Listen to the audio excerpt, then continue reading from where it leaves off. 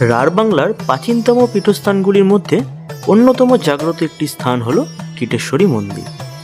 পশ্চিমবঙ্গের মুর্শিদাবাদ জেলার কিরিটকোনা গ্রামে অবস্থিত এই মন্দিরটি মুকুটেশ্বরী নামে পরিচিত। মনে করা হয় হিন্দু ধর্মের 51টি সতীপীঠের মধ্যে এটি একটি অন্যতম একটি। পৌরাণিক কাহিনী ও তান্ত্রিক মত অনুযায়ী বলা হয় এই স্থানে দেবী সতীর কিরিট অর্থাৎ মুকুট পড়েছিল, কাজেই এর নাম হয় কিটেশ্বরী।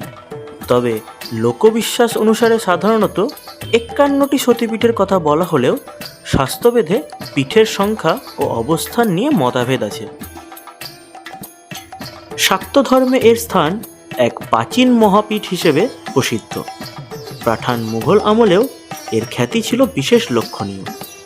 1177 বঙ্গাব্দে বিজয়রাম সেনার রচিত তীর্থমঙ্গল কাব্যেও এই মন্দিরের বর্ণনা মেলে। শহরে থাকার সুবাদে তোমাদের যাদের গ্রাম বাংলা দেখার সৌভাগ্য হয় না, এখানে এলে সেই সৌভাগ্য তোমরা পেয়ে যাবে।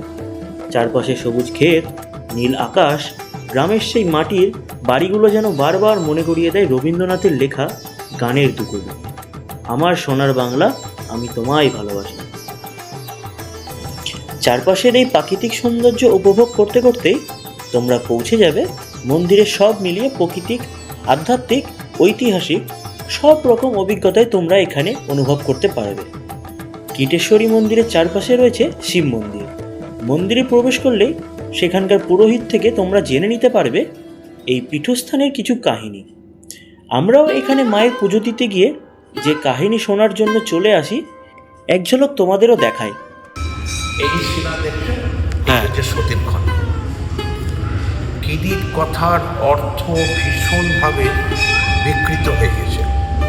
কেউ মুকুট বলে, কেউ কপাল বলে, কেউ এটা দিয়ে ওটা দিয়ে এটা। আসলে এটা কোনটা দরজা কিন্তু অলরেডি তৈরি হয়েছে বাইরে। আসল তথ্য হচ্ছে স্কালটা, করটি থেকে কিরিটি, কপিটা। এই করটি আমাদের 3টে পাত, সূর্য, চন্দ্র, জ্ঞান। এই হচ্ছে ব্রহ্মশিলা। এই শিলাকে কেন্দ্র করে এই মন্দির প্রতিষ্ঠা করে গেছেন নাটোরের রানী ভবানী। নাটোর হচ্ছে পূর্ববঙ্গে রাজশাহী জেলা। নকশার মধ্যে বা ত্রিনয়নী যুগা। বাকি যে নকশাটা দেখছেন এটা কিন্তু লতা পাতা ফুল নয়, এ হচ্ছে বৌদ্ধতন্ত্রের শ্রীযন্ত্র। একটা সময় এখানে বৌদ্ধতন্ত্রের প্রভাব ছিল তিব্বতী তান্ত্রিকদের। এবার নকশা ছেড়ে দিয়ে খিলানটাকে বোঝার চেষ্টা করুন, খোপটা, আর্টসটা, এটা কিন্তু সম্পূর্ণ ইসলামিক আর্কিটেকচার, মুসলিম স্থাপত্য। এটা আপনি আগ্রার তাজমহলের গেটে, ইমামবাড়ার গেটে পাবেন। আর এই হলো আমাদের হিন্দু স্থাপত্য, যাকে আমরা বাংলা চালা বলি, বাঁকুড়ার ঘরানা, বিষ্ণুপুর বাংলা। বৌদ্ধ পেলাম, ইসলাম পেলাম, হিন্দু পেলাম। বাইরে বেরিয়ে মায়ের মন্দিরের গম্বুজটাকে লক্ষ্য করবেন। এমনিতে মুর্শিদাবাদ ইতিহাসের জায়গা, তারপর পীঠস্থান, ইতিহাস তো থাকারই কথা। খুব ধৈর্য ধরে আপনাকে গম্বুজটাকে দেখতে হবে। সেখানে চালের যে গঠন শৈলী দেখতে দেখবেন এইরকম। এখানে 4 চালা হিন্দু, পেটটা ইসলাম, অগ্রভাগটা বৌদ্ধ, যেটা নেপালের, তিব্বতের মন্দিরগুলো দেখবেন এটাকে প্যাগোডা বলা হয়। এই অদ্ভুত একটা ইতিহাস রানী ভবানী দিয়ে গেছে, যার জন্য ভারতবর্ষে শ্রেষ্ঠত্ব পেয়েছে 23 সালে। রানী ভবানী এই মূর্তি রক্ষা করে থাকেন। এই হচ্ছে মা কিটেশ্বরী মূল মূর্তির ছবি। নিরাপত্তার প্রয়োজনে এই মূর্তি কিন্তু বাইরে থাকে। এই মূর্তি মন্দির চত্বরে থাকে না।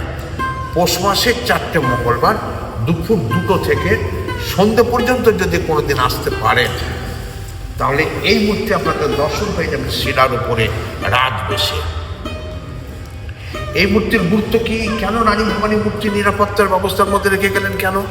খুব ভালো করে মুখমণ্ডল দিকে তাকিয়ে দেখুন, এখানে ভগবান বুদ্ধের ছোঁয়া আছে। একটা সময় এখানে বৌদ্ধতন্ত্রের প্রভাব ছিল। এই মুখমণ্ডলী আর এই নকশায় তার প্রমাণ হয়েছে। এটা শ্রীযন্ত্র।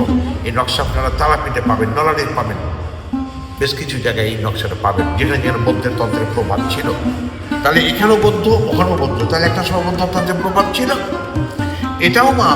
পাশের মধ্যে দেখবেন খুব বলবে আদি আদি করবে, ওটাও মা। কিন্তু ওই মূর্তির বয়স হচ্ছে 10 থেকে 12 বছর বয়স। স্বাভাবিক কারণে ওই মূর্তির ঐতিহাসিক গুরুত্ব নাই, তাই তালার উপরে ভরসা করে আছে। এটার অ্যান্টিক গুরুত্ব আছে, ব্যবস্থার মধ্যে আছে, মা দুটো। এই হচ্ছে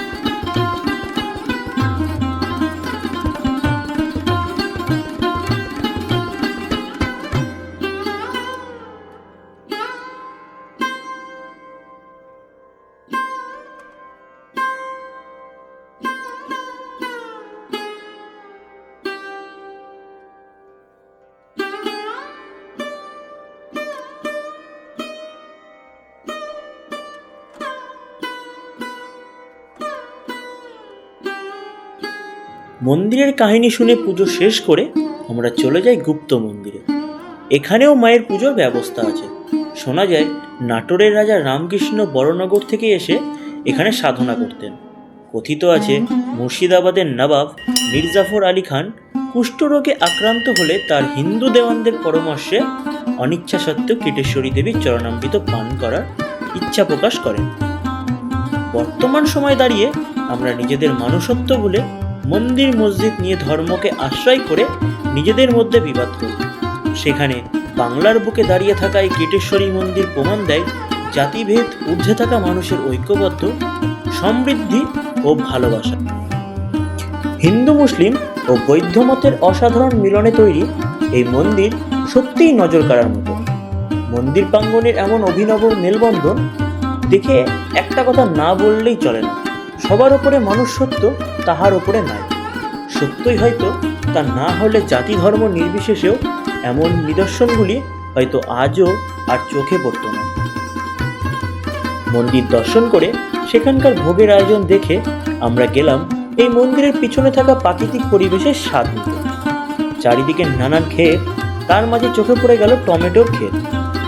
কচি লাল সবুজ টমেটো দেখে লোভ সামলাতে না পেরে টুকটাক কটা তুলেও নিলাম। রীতিমতো চুরি বলতে পারো। এই যে বললাম, শহরের মানুষ তো, গ্রামের এই সৌন্দর্য একটু উপভোগ না করলে হয়? দুটো টমেটোর জন্য নিশ্চয় ঈশ্বর কিছু মনে করবেন না। এরপর দুষ্ট মিষ্টি অভিজ্ঞতাগুলিকে সঙ্গে নিয়ে আমরা রওনা হলাম বাড়ির পথে, অসাধারণ এক অভিজ্ঞতার সাথে।